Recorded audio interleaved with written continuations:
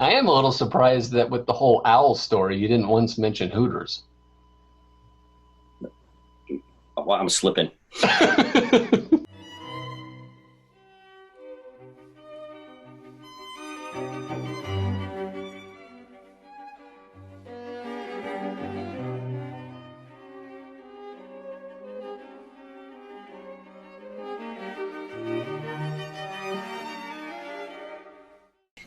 Hey, whiskey fans, and welcome to episode 6 of Two Nimrods Drinking Whiskey, the world's most dangerous whiskey drinking show. So if you're following along at home, please make sure you're wearing all the proper safety equipment and have a friend to spot you. Cannot stress this enough. Do not attempt this alone. So now that we have our legal disclaimers out of the way, join me, Norm, and my fellow co-host, drinking buddy, and lifelong Nimrod, Brian. Hey, everybody. I am a Nimrod. As we continue our journey through the wonderful world of whiskey.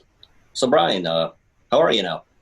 I'm doing well. I'm hunkered down indoors. We're having a rare kind of thunderstorm kind of day here in Oregon. Thank you, everybody, for checking us out here today. I know I'm super excited to taste whiskey this week.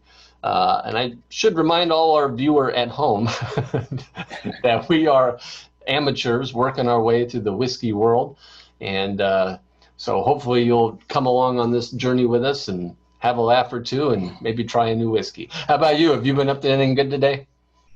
I almost killed an owl today. No kidding. Yes.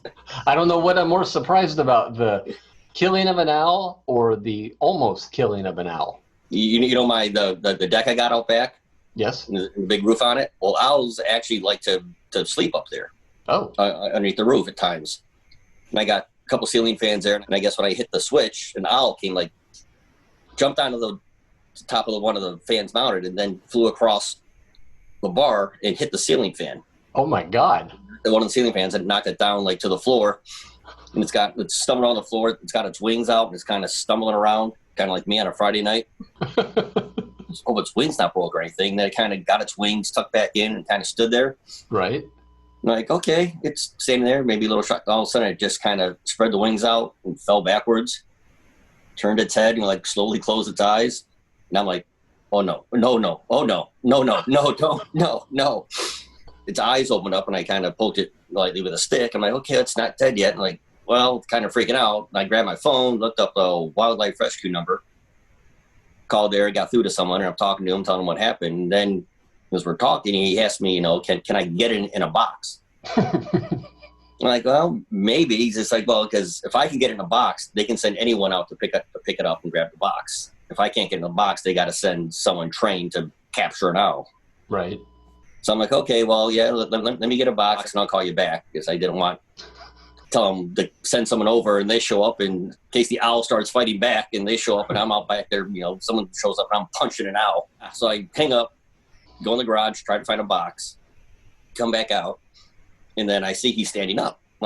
Oh, well, this is good. Okay, so I kind of watch him for a little bit. I go back in the garage, get the box, come back out, and he's kind of walking around now, kind of normal. He's kind of staying upright, and then the owl just took off and flew up into the tree in the yard. So, wow, disaster avoided. I did not kill an owl, but pretty touch and go there for a moment. I was freaking out of it. I did not want to be the owl murderer. Well, I am sure that our viewers are just riveted by these life stories. But we should probably get to the main event. So, Norm, why don't you tell the fine folks what we're going to drink today? Well, Ryan, today we tackle the last of the big 5 whiskey regions here at Two Nimrods. So far, we've done the U.S., Scotland, Ireland, and Japan. So today we venture to the Great White North as we sample Pendleton Canadian whiskey. So, yeah. This is an 80-proof blended whiskey. It's distilled in Canada, but instead of just being like a full Canadian whiskey, it actually has a Canadian-American twist to it.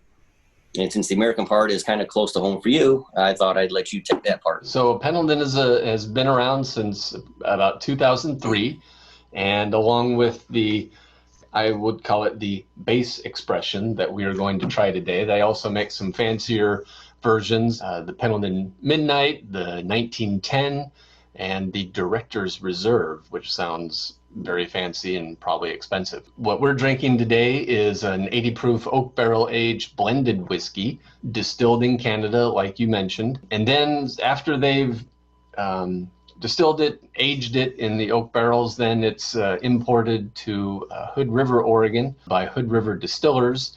And they go through the trouble of bottling it, essentially, adding some mountain water from Hood River to get it to the right proof. And then most importantly, they add the proper American marketing to it, which is everything to this particular whiskey. Now, having said that, it does have a very big and loyal following, particularly in Oregon because of the Oregon connection.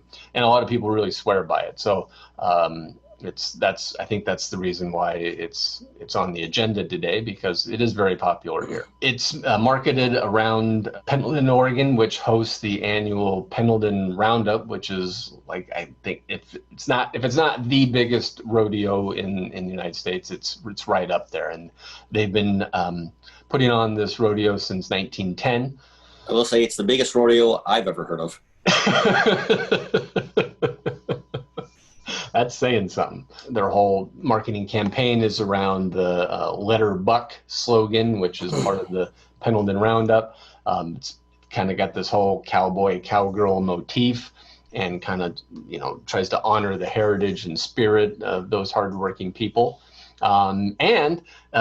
It is, I believe, is the first drink that we've had that is an official sponsor of something. Pendleton is the official spirit of the Pro Rodeo Cowboy Association and the official whiskey of the Professional Bull Riding Velocity Tour. I only hope that we're allowed to say that and they're not trademarked like the Super Bowl, but we'll see if we can get away with it. The Super what? Maybe the big game at the end of the season? The Super Beef. Yeah. I had trouble finding a mash bill for what we're drinking, nor did I really see any details about the age, but possibly you did. Yeah. Plus, if it's blended, it could be a variety of ages in there as well too, and maybe one of the blends is a 10-year. What is Canadian whiskey? Canadian seems to be kind of the less complex of the whiskey rules. To be considered Canadian whiskey, you pretty much has to be produced and aged in Canada for at least 3 years in wooden barrels and be at least 40% alcohol by volume. But pretty much, you make whiskey in Canada, it's Canadian whiskey. Do it get you drunk? Are you in Canada? Check. If you see a moose, you're drinking Canadian whiskey. Canadians have been distilling whiskey as far back as 1668 in what was then known as New France. And their first official distillery opened up in 1769 in Quebec City. And by the 1840s, there were probably well over 200 distilleries in operation in Canada. It's kind of poor soil, but rye grows well in poor soil. So all the original whiskey in Canada was rye whiskey. Because of that, the original heritage of that, Canadians still just kind of commonly refer to all whiskey as rye. Just, like we call soda Coke. Oh, but it could be anything. I gotcha. Over time, they opened up the prairies and the plains of Canada. Wheat became abundant, so now it became more grain-based. And then eventually they just moved to corn. And it seems like most Canadian whiskeys tend to be blended. And they're kind of smoother, lighter, and sweeter. Plus, I guess if they're made with a corn mash, usually it's going to probably lend to the sweetness of the Canadian whiskeys. Yeah, it does seem to make it seem more sweet to me, for sure. Did you know that they had prohibition in Canada? They did? Yes. Well, I mean, I guess I might have assumed that they did, but I hadn't even really given it much thought. No, I never knew about it either to reading about it. It somewhat overlapped with ours. There's, they had the temperance movement in the 1800s, like we did. A bunch of busybodies run around telling people they can't drink. Like Ontario, you could produce alcohol, but you had to export it for sale. You couldn't. Oh, I gotcha. Couldn't sell it in Canada. So that's probably why, like during Prohibition, that's what our bootleggers were buying the whiskey from Ontario and then sneaking across the lakes into the States to sell. Their excuse to get Prohibition kind of passed with the start of World War I was, let's focus on the war, not drinking. And if we close the bars, then spies won't have a place to congregate and plan their espionage. course. Because heaven forbid they go to a Tim Hortons and do any espionage planning or anything. I think we should stop being boring and get to pouring. We're going to do neat or rocks first? Let's start neat. I got it. And I got this. Oh, you got the one you can sneak in your pocket for work. Doing some of the research, I looked to, for some of the expected aromas, it's vanilla, honey, some butterscotch, custard, a lot of sweetness, maybe even burnt marshmallow. So I want to see if I can pick up any of those. Okay. A lot of alcohol. You can smell strong alcohol. I'm getting a very kind of fumy sort of thing going on here. I don't have much of a nose on this. No, it's just strong alcohol. Yeah. Ooh, yeah. Almost like if you're just drinking like a straight vodka almost. Mm-hmm. Okay, so going to flavor, I definitely butterscotch right up front for sure. Yep. I might go for that burnt marshmallow. Yeah, there's a little bit of that. So I'm getting still just a strong alcohol taste though. Do you? I do taste like some of the butterscotch, some of the burnt marshmallow, with some sweetness to it. Yep. But that for me right now, the alcohol taste is just it's just lingering there, sitting like kind of the back of the roof of my mouth. Well, maybe when we get it on some ice, that'll knock that down a little bit. I'm going straight to the ice. I think I personally would have got the butterscotch without any help. Yeah. To me, that was very strong.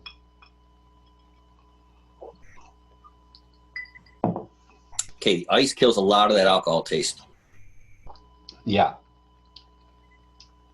Right off the bat, I think I can tell you right now, I like this a lot better with ice than without. Yes. Another thing I found out about Canadian whiskeys is they're cocktail whiskeys as well. So they're kind of expected to be mixed with other ingredients to be drank. Okay. And kind of gives Canadian whiskey kind of a bad reputation because it's not good on its own. You've got to mix it with something. Well, they certainly do have a lot of bottom shelf blended Canadian whiskeys that are really cheap. So that certainly doesn't help their reputation much. So I do taste a little oak. It certainly isn't a very smoky oak. I just taste sweet. I can taste the custard now. It's very sweet and custardy. What the ice took away the alcohol. Yeah, I think if I had to guess, and this is just a Nimrod guess, that there's definitely some rye whiskey in here as far as the blend goes, and definitely some corn-based whiskey. Yes, yeah, but the sweetness obviously gives it away with the corn. Mm-hmm. Now I'm picking up the caramel. Yeah, I'd go with that. Yeah, when I was picked up, I noticed a lot of mixed reviews about this brand when I was doing the research. Yes. And I think we're kind of the same way right now. Yeah, I think so. I definitely would not drink this neat. No. Like a metal taste or something. I don't know. Just the strong alcohol is just at the end, the aftertaste. Just not a fan of this straight at all. Okay. Yeah. Yeah, like I said, it's night and day between neat and on ice. It really is. We're kind of struggling with this a little bit. Borderline, not real happy with it. I do notice though, we have not yet said one stripper's name this whole episode. That'd be 0 on the stripper scale, and that's not a good rating. No boo, no good review. That's how I say. But I'm sure if you go to the Peekaboo Lounge, you can get this mixed with whatever you want. Probably wouldn't recommend this to people looking for whiskey unless they want to mix it with something or enjoy it on this. If you want a very subtle, smooth whiskey and you like it on the rocks, then I'll recommend it. This might be one that is, with all that sweetness, maybe adding some soda water to it. a lot of people do like whiskey and whiskey and soda, and this might be good for that. Yeah, would have been a favorite of my grandmother's then. Grandma Dorothy loved her some scotch and soda. Any final thoughts, Brian? I do have some final thoughts, and that is, I probably won't have this version in my cabinet. I do have a good friend who's a big whiskey fan, and he likes the 1910, and that I believe is 100% rye and maybe not even a blend. That might be a different animal altogether. But this particular blend of Canadian whiskey is not my cup of tea. Is this in bars around Oregon, Pendleton, and all the various other versions of it? I don't know. Not the 1910 is pretty common at a someplace that's on a dive bar. The other two I'm not as familiar with, so I'm not sure if they're readily available or not. How about your final thoughts? No, I'd say I'm disappointed on the neat. Just not a fan of it. But for me, the saving grace is, just to try to look for some positive that I can drink it on the rocks. Yeah. But it's very, like I said, if it's a very, very smooth, when it's on ice, very smooth, very easy to drink whiskey. Yes. But just straight, just too much alcohol. I think the alcohol it's like a vodka smell. Like I said, it just overpowers it too much when it's straight. And I haven't had a sip now for several minutes, and I've got somewhat lingering aftertaste that I'm not in love with. I think we're at the point where we say thank you all for joining us till the end, and may your bottoms be up and your worries be down. Until next time. Hear, hear.